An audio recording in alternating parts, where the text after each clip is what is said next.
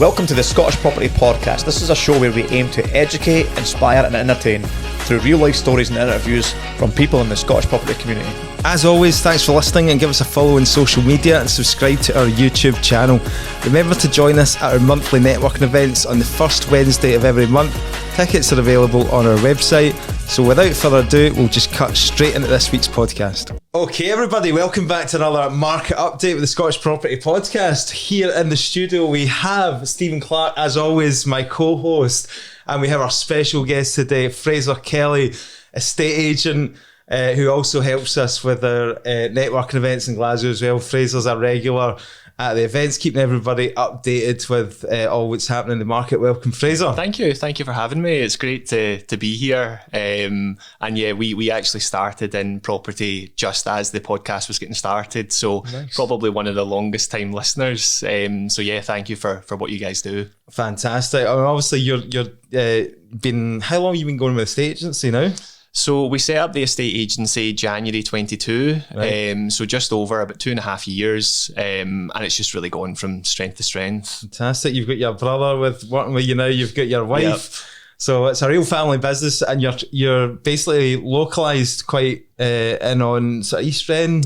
Yeah, so we're based in East Wren, and that's where we grew up. So it's the market that we know best. But generally, Glasgow's quite a small city, so kind of south side of Glasgow, East Wren, kind of all over. That's the focus. The main difference with us is it's a much more personal approach. So where the high street agencies will list 20, 30 a month, we'll specifically only work with a small number of clients. So yeah, a much more American-based model, but much more personal approach. Brilliant. Well, let's get on to the news, and there's been a lot happening, probably not in property, more in politics. So would you need a bit of an explainer, Stephen, or have you been keeping up to date with things? I kept up to date for the last 24 hours. Every time we do a market update, we always think, oh, these will be really boring. We'll just go over the same shit every month. But something always happens that shifts the landscape, doesn't it? But you know what? I was looking at stats, because that was one of my fears when we started doing market updates as well. We were thinking, is anybody actually going to be bothered about, what's happening in the news and stuff like that? But it's actually, see if you look at our listener, our stats, we get a lot of analytics through YouTube and all that. And some of those market updates are the best performing podcasts we've done. So I think it is valuable for listeners, and people want to know how everything affects the property market, and is this a good time to buy? It's probably one of the biggest questions you get when you're out and about doing valuations and stuff like that. Absolutely. How's the market? Is it a good time to sell? Yep. Is it a good time to buy? And all that yeah, stuff? For sure. And I think something that we heard for kind of basically since we set up the estate agency is a crash coming. And actually, funnily enough, we've not heard that over the past kind of 5-6 months, which I think hopefully indicates kind of confidence. Aye. Right, so to put things in perspective, obviously we record the podcast and today is Tuesday 30th of April, because I think it's important, because in news things develop very quickly. So by the time this podcast goes out, things might be out of date. So as we speak here today, at 10 o'clock on Tuesday on the 30th of April, we've just had the First Minister resign, basically, yesterday. So that was a Monday that news came out, and this was after a whole series of events at the tail end of last week, where the whole Bute House agreement, which is the power sharing agreement with the Greens, which was not popular amongst Scottish landlords, let's Definitely say. not. No. It's been the bane of our existence for the last few years, isn't it? So that got basically torn up. First Minister says that they were scrapping that, and the Greens get effectively sacked from government. Bye Patrick Harvey. Aye, so no. Maybe he'll come on the podcast now then. Well, he's maybe he is. I was going to say maybe we'll get Hamza on the podcast. So Hamza Youssef, who's now walked away from his job as First Minister. Is he going to go full-time property now? Maybe, yeah. Start growing that portfolio. Because his family have got a £1 million portfolio. Yep. We've talked about this in the podcast before. I think they've got like 7 properties in Glasgow or something like that. So people message me and says, "Oh, Nick, you're overplaying this. They've only got 7 properties. It's no big deal." But I think it is, because they've got to declare their interest. Yeah, it's what they stand against. It's what the Green Party stood against. So, right. Fraser, have you been keeping a track of this the politics story a wee bit, or are you not that bothered? Well, I'm probably more similar to Stephen, where I probably should follow the news closer than I do, but I tend to not do it on a daily basis, because I think it can kind of bog you down other than the key stories. But I guess it comes down to uncertainty in the market is never good. So people, when there is uncertainty, it trickles down to what buyers are willing to offer, because it all comes back to what's the market going to do in 3 and 6 months. I think for the property sector, it's obviously early news that the First Minister's resigned, but I personally don't think we will see much of a difference in terms of uncertainty. I don't think it's any surprise that the current government was not very pro-business and was not very pro-property, to say the least. So certainly from an investment standpoint, I think if nothing else, it'll be a positive change. That's the whole question now, is that obviously the whole green agenda, and Patrick Harvey was responsible for pushing through things like the housing bill, which was recently introduced, which we talked about in the last market update. Is the housing bill going ahead, or has that been scrapped? So this is the big question mark. How are they going to, because now basically the SNP have got to proceed as a minority government. They no longer have the majority. So previously, with the coalition, with the power sharing agreement and the Butte House agreement with the Greens, they could easily just push through these policies because they had the majority. So now there's a minority government. They're going to have to seek support from other parties to get these bills through. So now it becomes the big question mark now is who's going to take over. And that will determine how they proceed with these, because you've got the SNP is very much it doesn't really lie heavily on either side of the political spectrum. There's a kind of fraction of it that's like quite conservative. Like they've got like Kate Forbes, for example. She was in the running for the last leadership. She actually lost out to Hums in the last leadership election. Now she's quite kind of for business and quite kind of conservative in her views. But yet you've got the other one. But she still backs the Butte agreement, though. She would want that. No, she said she wouldn't work with the Greens. Right. She said she wouldn't work with the Greens. And that was one of the things. It was funny that what Fraser mentioned there as well about the news changing so much and not trying to pay attention to how much it changes. Because I thought I better go and turn off my audiobook yesterday now, because I knew I was coming. I knew I was going to get grilled on politics. Fuck, I better go and look at the BBC Scotland. And they were talking about who was going to be next in line. They started giving you all the odds. John Swinney was 12-1 yesterday. This morning I just thought, well, I'll turn it on and the way going in. He's now 1-3 favourite. Wow. Within 24 hours. And I was like, that's a really good point. John Swinney, obviously he's a really experienced politician, right? And he was like the deputy first minister for a while as well, right? But then he stood back and then he's been in the kind of back benches, right? But now obviously they're looking for somebody to steady the ship. So he's a kind of, he's like the guy they maybe bring in to kind of, steady the ship almost. But the damage has been done in the SNP and they've lost a lot of support. They've lost a lot of support. They will not do well at the next election because of the Greens and the anti-business policy and all the rest of it. So if it really depends who you get in and how they progress as a party, how these bills, for example, the housing bill will come out, whether it'll be watered down, whether it'll be scrapped, whether they'll tweak it. They might hopefully look at how the rent controls have backfired and had a detrimental effect, and they might kind of, just maybe scrap that possibly. But, there's people come out and kind of jumped on this in the press. The Herald did a interview with one of the big Scottish builders, Springfield Properties, Elgin-based Springfield Properties, who are listed in the London stock market. They did an interview with their CEO, I think this guy, Innes Smith, and basically he said that the day the Scottish Government announced a rent freeze, we immediately saw a deal to deliver 300 quality, energy efficient PRS houses collapse, and this investment has been lost. And then there's other people coming out to say, this woman who is called Maria Frank, the SPF chair, also said, unless we see the current rent controls proposals amended, we are in danger of Scotland losing up to $3 billion of build-to-rent-led investment. So, they're talking about trying to solve a housing crisis and build more homes. And this is how the markets react. And the private investment, which, they're not going to solve the housing crisis on taxpayers' money. There's not enough money to build enough homes to sort it out. So ultimately, it needs to come from the private sector. And that is how the private sector the pension funds, the big institutional money react to government policy. They just say, no, we're not investing in Scotland. Fuck that. Yeah. How can we manage our risk when we're basically told that we can't increase rents? And I think just from a general headline, so there is record homelessness at the moment, and there's 10,000 children living in temporary accommodation. So from that essence, they're trying to fix the housing bill, but every other metric is showing that we're going the wrong way for it.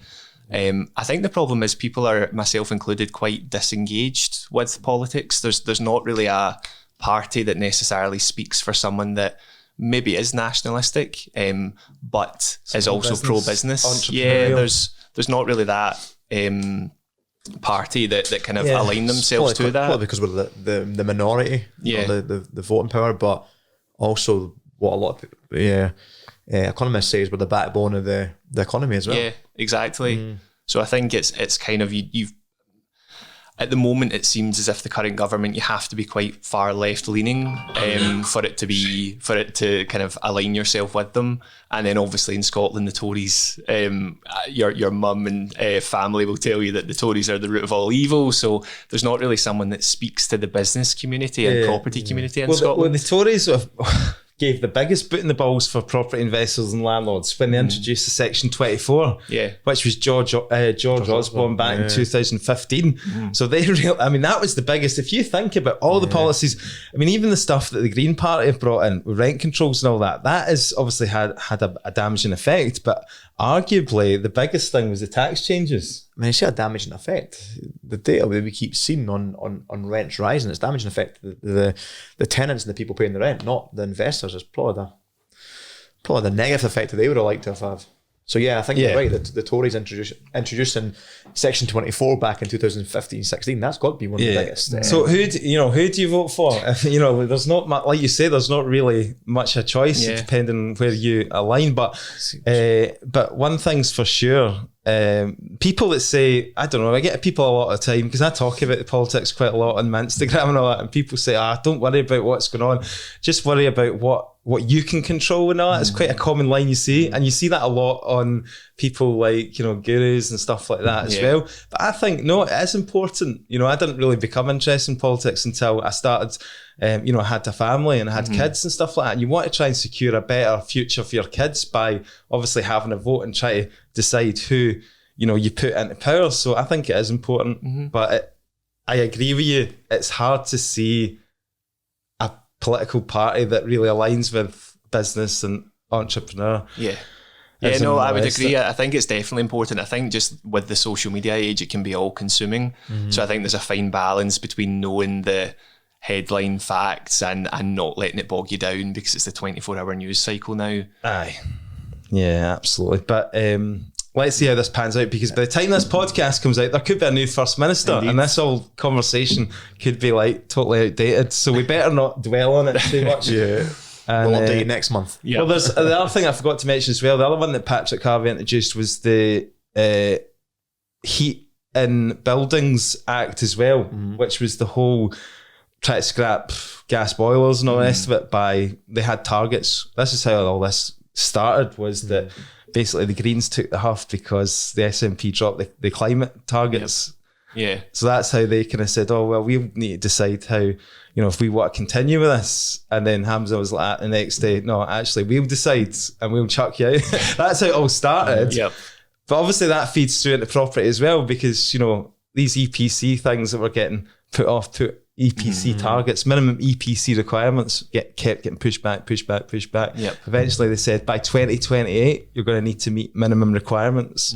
And again, that bill is going through Parliament at the moment. So again, because they've just scrapped the climate targets, are they going to look at that bill as well and say, no, we'll push that back even further as well? Because that's another thing on the radar for landlords as well. A lot of, so when people are looking at properties that require renovation as well, we've started to hear a lot more people, if they're putting in a new central heating system, should they do that? Because actually in 6-7 years, if you spend a couple of £1,000 putting in pipes and boilers and everything, are you going to have to replace that again? So I think it is in the forefront of people's minds, but there's just so much uncertainty. People don't, it's very hard to give someone a clear answer on that. It's the same obviously with the cladding issue at the moment as well. So nobody really knows the correct answer to when all the buildings that, when the cladding will be rectified, and that is a government policy as well. So the thing is, nobody really knows these answers. And there is a bit element of you shouldn't really get too stressed and wrapped up in it, because these things are always changing. Yeah, and long term will be okay as long term property investors. But yeah, I agree with you. Like the uncertainty in the whole market, even going to service accommodation licenses that were brought in October. Like everything, there's not an industry in Scotland that's got a clear certain path. That's very up in the air. On everything at the moment, which I suppose it comes back to the politics. Politics is certainly the source of that. Mm-hmm. Moving on to property prices, and obviously Fraser, you've got a good hand on what's going on in the market and stuff like that. Being an estate agent, this is what you're dealing with day in, day out. So obviously we were chatting there just recently. You've got some stats to throw in the ring, but I'm just going to put straight to listeners here. According to the ONS data, Land Registry, UK House Price Index came out for February, because there's a lag. April's announcements get made and the data is for February, and annual house prices are up 5.6% across Scotland over the last 12 months. But you're going to add a wee bit to that. Yeah, absolutely. So I think, again, it just shows you the difference in where the sources come from, the difference in the numbers. But Rightmove, this is UK-wide, but house prices have increased 2.9% month on month. That's UK-wide. That's UK-wide. Yeah, because obviously what we're seeing in the southeast England and the South England is a very different story to what we're seeing up in Scotland. So that takes into that. Definitely. But UK price growth, again, that's gone up by 1.7%, which is the highest level in 12 months. So that's certainly a positive sign. But kind of trickling it down, obviously I speak at the Glasgow podcast networking event, and trying to look at hyper-local stats. We tend to look at the Glasgow postcodes. And Rightmove have a couple of key metrics. So the first one is total properties on the market, so what the available stock is. That's up 5% month on month. So why do you think, what are the reasons for the available stock being on the market then? Things are not moving as fast, things are not transacting as fast, things are sitting in the market longer, or what? I think there's an element of seasonality to it. So after the Easter holidays, right up until about September time, those are the key months for selling. So the sun's out, people are more confident with selling. So there is the seasonality, but one of the other metrics is that sales agreed is down 3.4% month on month, which is quite surprising. Certainly that's not something that we've experienced, albeit we're in quite a buoyant local market. But clearly properties are taking longer to sell, and price reductions, which is the most interesting aspect, that's up 16%. So that's a huge month on month increase. And is that 16% over the year? No, month on month. Month on month? Yeah. Okay. So there's a lot. The problem with looking at monthly data is it can be quite a bit unreliable, because it just kind of, I kind of like to look at the kind of annual, the long term. Absolutely. Year on year. Yeah. So it takes into account more data. The more data you have, the more reliable it is, isn't it? But Rightmove is good because it's more current. Yep. It's like this stuff from the ONS is like, we're talking about, these are house sales back in the last quarter of 2023. Do you know what I mean? Definitely. But I would say trends. I'd say overall, the fact that sales agreed is down and price reductions are up, and there's 5% more stock on the market, all of those metrics would indicate that it has been slightly slower. I would say we've not seen that. There's less viewers, and I think that probably comes down to the weather. Obviously, we've had a recent couple of days of good weather, and naturally people don't want to go and view properties when that's the case. Right. We're still finding that properties are selling for over and above the market value, and they're selling relatively quickly. Have you got anything that's like sticking at the moment? What type of properties are they? That are struggling a wee bit. I would say longer to sell. City centre flats specifically. They certainly seem to be. It's the whole supply and demand. If you look at Glasgow city centre, there are a lot of recently new built flats. I would say that's an area that are probably struggling just because there are a lot to compete with. The new builds are the traditional stock. No new builds. Right, I would say tenements have kind of held their own, and certainly West End, South Side, areas that we cover, they will always be popular with first-time buyers. And what kind of stuff do you see flying? Like what stuff just doesn't sit? First-time buyer properties. So I would say your 1-2 bed tenements. So anything under like 100, anything under 200 grand, 150? Yeah, I'd say probably 150 because again, more regionally, you've got cottage flats. So 1-2 bedroom cottage flats, they will always fly. So I would say that stock, you're still seeing probably... Because if you think about it, see for a first-time buyer, you'll have these conversations as well with people who are buying and selling. But, you know, I would imagine that even with interest rates as high as they are, it's still cheaper, isn't it, for people to buy than to rent? Yeah, because the way the rent prices are going. You're talking about a cottage flat there. You're now talking £900. Some are going for £1,000 a month. Yeah, rent. And I think it's more so necessity with first time buyers. So what we had been seeing is that we called it aspirational moves. So families that were in a 3-bed semi that wanted to move to a 4-bed detached, they don't have to move, they want to move. And over the last couple of years, we've seen a real stall in that market. Obviously, that it's now been reported that that's the largest area for growth, which I think supports the fact that people have been holding off for the last 2 years, but now they've decided, no, it's time. The mortgage rates are the rate they are. We're going to move forward. Because I think the ONS data was the largest growth was detached houses up 7.6%. So that then kind of indicates the same. Yeah, which was a surprise, I have to say, because that is an area that we have seen still selling, but taking longer to sell and selling for less above the home report than your first-time buyers. On the microeconomies of it, though, doesn't it? You can look at the data, you can look at the data wide, either UK, Scotland, region, but then you for a certain micro area in Renfrewshire. East Ren, so it's that tells a different story. Totally. So it's quite interesting. Yeah. City of Edinburgh up 6.6%, City of Glasgow up 5.5%. Aberdeen 2%, still in the positive, mate. All good. We always have a wee laugh about Aberdeen. She's not coming back yet. Doing all right. Dundee, by the way, is a place that we have talked about Dundee as a good investment area in the past. Obviously, like we've got some good contacts up there, Kessler, Salimi and all that, and Neil Dimmick territory, and they're up 7.9%. So they're getting some decent capital growth up there. I think a lot of investment in the city. It's actually looking pretty good, Dundee now. And I think also we touched on, or we were looking at the yield perspective, so I might be jumping ahead a bit, but Dundee was 4th for rental yields in the whole of the UK. Well, that was another... and Aberdeen was 2nd. So that was really interesting. So this was another article by Zoopla data. I'm pretty sure when I clicked on it, said it was the top 5 out of the whole UK were Scottish cities, and not Dundee, Aberdeen, Glasgow as well. Glasgow was 5th, and I think there was 2 northern cities. But in terms of the Scottish cities, they were performing really well. What I thought was quite interesting was Glasgow, Aberdeen and Dundee, the values were about 100,000 average price. We're talking about this article that I sent you about the top yielding cities now.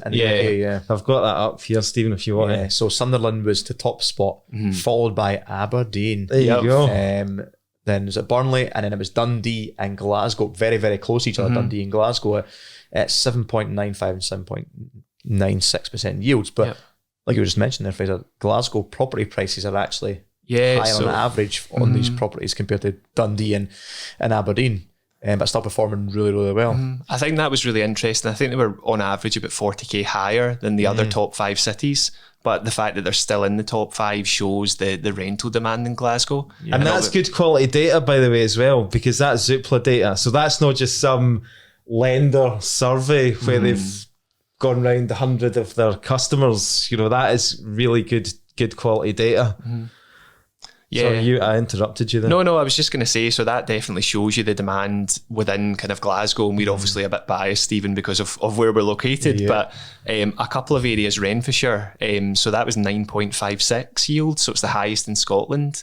And I think often people think, certainly from Glasgow, that you have to go to Ayrshire or you have to go to other areas to try and get the high yield in stock, but Renfrewshire's right on your doorstep and it's nearly 10% yields. So that's definitely an area that is worth looking at from an investment standpoint. And would there be any coincidence that the country that has imposed rent caps in the last year is obviously the highest yielding has like Dundee, Glasgow, and Aberdeen in the top 5. In the top 5, do you know what I mean? Bit of coincidence there, isn't indeed, it? yeah. And It does seem like their rent freeze and their eviction bans backfired. But mind you, what they haven't factored in here is the 6% ADS onto the average price of a buy-to-let property. So, but no, that's a good point. And on rents, what you were saying about city centre properties, what we're finding at the moment is that city centre, anything over £1,000 a month, it is struggling. And if you look at the number of reductions as well, there's a lot reduced. 2 beds in the city centre. 1 bedrooms are easier to rent for sure. And like I said, anything underneath that £1,000 mark is a lot easier. Those kind of higher end properties. It's that psychological thing where people looking at it, just it's £1,000 a month. It's an expensive one. It's all the progressive government taxation scaring away the higher earners back down to England. We did see a huge spike in rental growth, eviction bans done. There's a lot of stats coming out saying that we were kind of thinking it was more like 30% increase in Scotland last year. So it's probably just it had to calm down. Yeah, it had to calm down. Things have definitely calmed down. So it couldn't continue at the rate that it was going at like last summer. Summer 2023 rents peaked, right? Probably. Yep. Now it's definitely calmed down. There is a lot more choice for, which is good for us all. Tenants. I was trying to look at it, and because people are like, why can't we get what we were getting like last year? Tail end last year, summer last year. And I think the Airbnb, so the short-term let legislation has had a bit of an impact in putting a lot more rental supply in the market. Yep. But there has now been this return to normality, and it's taken years after the pandemic to actually get back to normality. Yeah. There was this huge kind of movement of people back and forth, which put the pressure on, and now that has fizzled out into normality. Yeah. And I think there has to be a common sense approach, because when you get to, we have a couple of rental properties as well, and when you're looking at £900 for a 2 or 3 bedroom flat in Glasgow, there's only so much that a tenant can pay. And rent's going up 12 to 14%. Yeah. That is unsustainable. Yeah. So now we're probably like, the next City Let's report that comes out, it'll come back down a wee bit. And it should probably come back to about 7 or 8% rental growth, depending where you are. Yeah. But yeah, that's what's happening with rents, just to give you a bit of insight there. Any questions for the letting agent while we're on rents? No. Well, I've got to grill you. So let me see. Let's chat about mortgages, because there's been a little bit of rumbling in the mortgage market, and obviously we are no experts, and you want to speak to a mortgage broker about these things, but the swap rates have gone up. Just to read you some of the latest data that I downloaded this morning, which was updated on the 29th of April. So hang on a second, I always need to scroll down to get the right part of this. SONIA swap rates, the 2-year, is up. So at the moment it's reading at 4.65%, and that's up from the 2nd of April, start of the month, which was 4.13, and that's obviously filtered into the latest news that's come out. People will be reading the news this week that a lot of the big lenders have actually put their rates up. So HSBC, NatWest, all the big players have notched their mortgage interest rates up, and people are saying, well, this is the market's reacting to inflation not coming down as quickly as they expected. But I mean, things were coming down pretty rapid for a while in terms of the CPI figures, but now there seems to be a little bit of uncertainty. You were talking about that. Markets don't like uncertainty, and they kind of need to price that in. So that's how the swap rate's gone up, and that's how the lenders are now saying, right, we need to just add on a little bit extra here. But economists are still predicting that rates will come down. Bank rate will start coming down in the second half of the year if this inflation figure starts to kind of reduce back down to 2%. Yeah. I think they had commented that they're predicting it's maybe 4.5 to 4.75 by the end of the year, the base rate. Base rate. Yeah. And it seems to be, it's almost the psychology of people hoping that it's going to come down, and they're maybe not looking at remortgaging because they're hoping that it might come down before then. Aye. But actually, as you've seen, it can go up quickly as well. So I think it's just people maybe hoping for the best. Trying to be a bit optimistic. Yeah. But it's mental how the whole inflation thing, right? So that came, you know how it was up at like 10, 11%, and that was the worst. But from 10, it came down very quickly to around about 4. And then just lately, it's just been chipping away. It has been coming down. So it went from like 3.4 to 3.2, and now they're expecting maybe 3.1. But that's still ahead of the Bank of England's target, which is 2%. So they would argue that there's still work to be done. Yep. If it sticks around that 3%, and they can't get it back down to 2%, their only option really is to put the base rate up or keep it there. We're still no in the clear yet. Yeah. You know? Yeah. And there's a lot of it depends who you listen to, but you know, some people are saying that they just need to keep them high for longer in terms of the interest rates. So it'll be interesting to see. But obviously, I think we've all kind of accepted that things are just going to, you know, we've kind of settled round about for the buy-to-lets and stuff like that. We're at 6%. The normality is back at what it was like, you know, previous to 10 years. So it's, it just feels normal again. Yeah, and it doesn't stop to be, sorry, I was just going to say, it's not stopping people moving. That's the main thing. That's what I was going to ask you. Yeah, so I think that the main difference when people say, what's it like in comparison to the past couple of years, I would say now for properties, you've maybe got 5 offers or 5 interested people for every one property versus the high time of 15. You've still got 5 people for every one property. So provided it's kind of marketed correctly and is in good condition, it should still sell for over and above the market value, but you have less people competing than you previously did.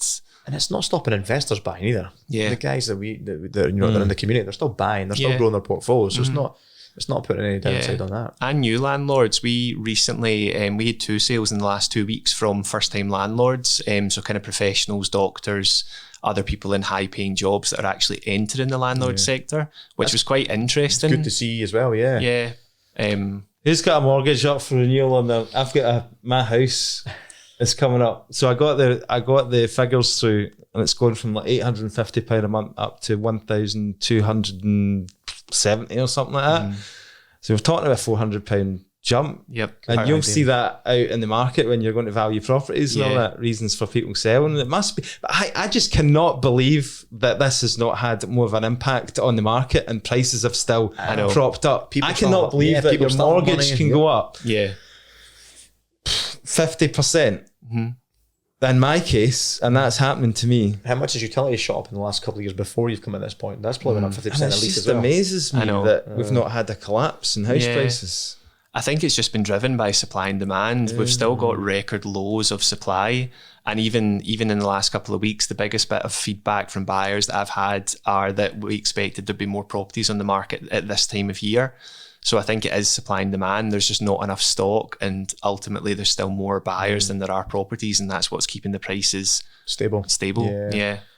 So there was more research out with Zoopla as well that said on average mortgage payments are up 60% on 2021 levels, and that's these people that are coming to the end are fixed. Yep. That's what in my situation, I'm about 50% increase. Yeah. We were the same. We were 950 to 1500. So as I said before on previous podcasts, the first thing to go is going to have to be the David Lloyd membership, mate, and I'm back into the pure gym. If you've got stocks in David Lloyd, it's going to be not that I use the gym anyway. Look at the state of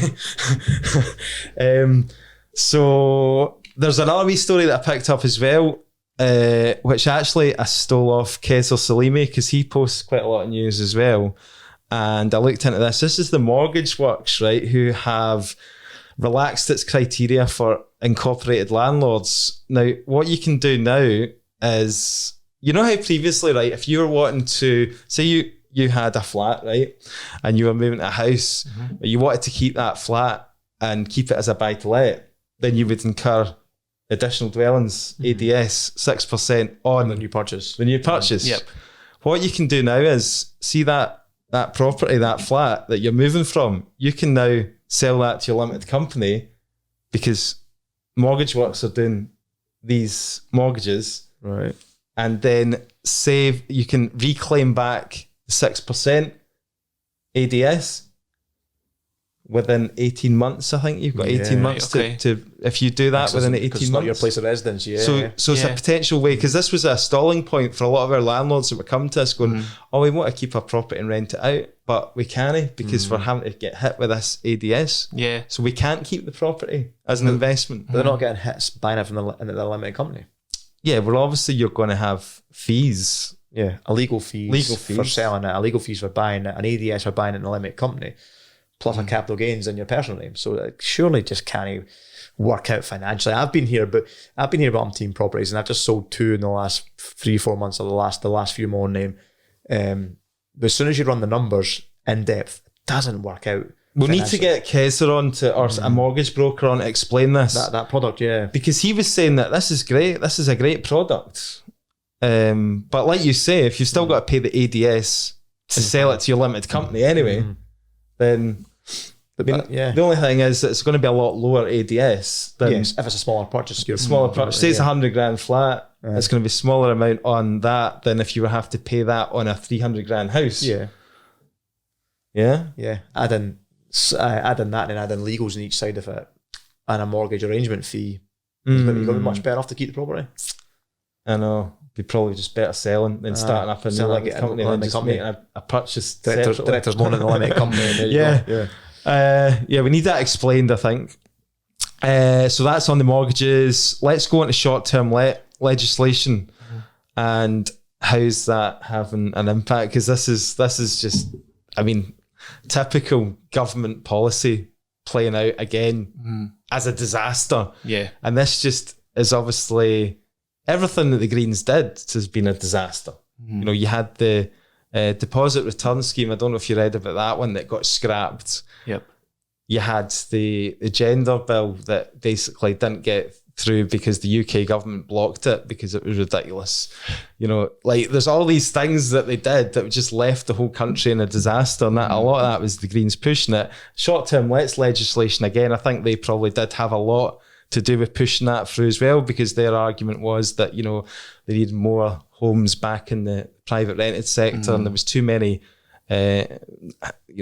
properties on Airbnb in Edinburgh, and this was causing a big housing shortage, and that was the reason why there was the housing shortage. And, you know, by introducing the short-term legislation, this will help alleviate the problem. But looking at the articles that I've picked out here, it's had a really bad impact on obviously local business. The tourism industry is the main one for Edinburgh, and there's a article here about obviously how Edinburgh short-term lets law exemption allowed for the Fringe Festival. Yeah, I thought that was really interesting that it suits us to ban serviced accommodation until we need it, and then we'll allow it for a couple of months, and then it's back to business as usual. I thought that was exactly. Yeah. And this all came about, I think, because there was certain celebrities on Twitter basically trying to get accommodation. Gail Porter tweeted that she could not for the life of her get somewhere to stay for her gig that she was doing at the festival. Or she could get somewhere, and it was like, I don't know, like some crazy figure that she was quoting. Edinburgh hotels were $450 a night during the Fringe or something, which is just insane for the local economy. Exactly. So, you know, looking at this article, the Edinburgh City Council have had to fast track a team to process requests for temporary exemptions ahead of the Fringe. Have you also seen that they're bringing in a cruise, not a cruise liner, it's basically, I'm showing Stephen a picture of a big ship. Well, it was the same. It was the same ship that they housed the Ukrainian refugees initially, and now it's been rented out for people coming to the Fringe for performers. So that's how desperate they are. They've brought in this ship that housed, like you say, that was the Ukrainian 1,750 refugees. But this time, it won't be the government paying for it. It'll be people are going to be having to. I've got figures here. £1,250 for the week, basically, for the cheapest cabin. A suite which would set customers back a £3,550 includes meals, access to the ship's amenities, and coaches to and from the city centre. Jesus. So there's somebody making money there. Yeah, absolutely. Somebody's making money with that. It's definitely no policy. Yeah. But it was interesting because Airbnb did a report as well, and there were some stats there Hotel prices in Scotland have surged, especially in Edinburgh, where rates have soared by 9%. And again, you got to look at how that has an impact on our economy, which is obviously tourism is a large part of the economy. And people are going to look at Scotland and say, oh, kids can't, that's unaffordable now. Like, prices are crazy. They're talking about introducing this tourist tax as well. Yeah. You're like, how much do you want to put people off coming here? So there was another stat here. Soaring rental prices. There's an opportunity for people to get the exemption in Edinburgh to rent their property on Airbnb though, because it's either got to be your home, because you can't go and give your tenant notice to evict the property, prepare it for an Airbnb, get it on the market for that month or 2 month period, and then get tenant again. It wouldn't make any sense. So who's that target? Who's the exemption for? The kind of the homeowners, the ones that've got a spare room. Like, I don't see where the exemption's coming from. Is people going to have to move out for their place for a couple of months and go and relocate to make a bit of money? I don't see where they're going to pull it back in. If people have left the market because of the short term licensing, they're not coming back in it temporarily for a month or two. Definitely. Well, there was 12,000 short term rentals. Any update on how many applications were applied for in Edinburgh? Because that was the stat we got. Well, actually, so there was 1,800 applications apparently, and there's only been 105 that have been granted. So 12,000 105 versus 1,800. And you've got 105 approved. You've got the festival. You've got Taylor Swift as well, which is a massive thing that's happening through in Edinburgh as well. And Edinburgh, they just, like you say, £473 a night for that first week of June, which is when the Taylor Swift concert is. Before you bought the tickets. I know. I better build on my Airbnb soon, I That is, they've got a real problem in their hands there. I think Edinburgh is obviously the biggest problem because of the tourist impact. And I'm sure they said in one of the articles that actually short-term lets only accounted for about 5% of the properties in Edinburgh city centre.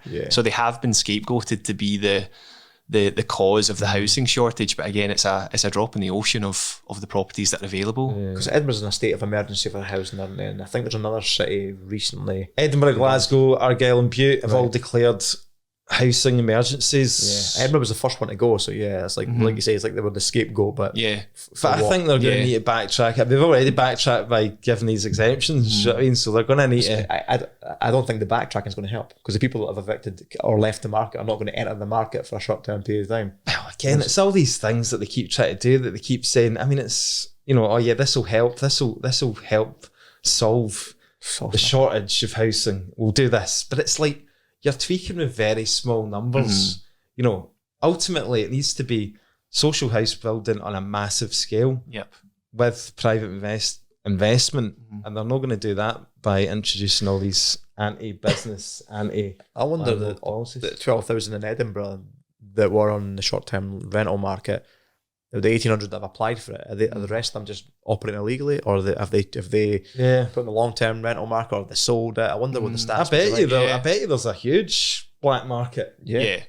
I mean, you're not going to tell me that out of 12,000, what did you say, 1,800 applied and 105 have been so there's only 105 have been approved. So you're not going to tell me that there's only 105 available short-term lets over the festival. The rest of them are absolutely operating under the radar. Maybe not the full 12,000, but a good chunk of them.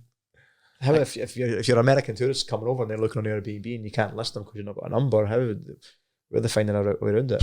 There'll be a way. On Gumtree or something. Or something that's not regulated too. But then again, it's just going to go into, and if they continue just in the PRS the way that they have done, then, that will turn into, there'll be a black market of private rented stock as well. Do you know what I mean? It'll really get... But we touched on that briefly. We spoke about the housing bill as well, saying that, they were going to bring in rent controls, and all it was doing was it wasn't motivating you to spend money on your property. If you can only get the same rent as the person that's gone absolutely shit, why would you want to spend 20 grand on yours, making yours a cracking property? It just devalues a stock, makes a stock.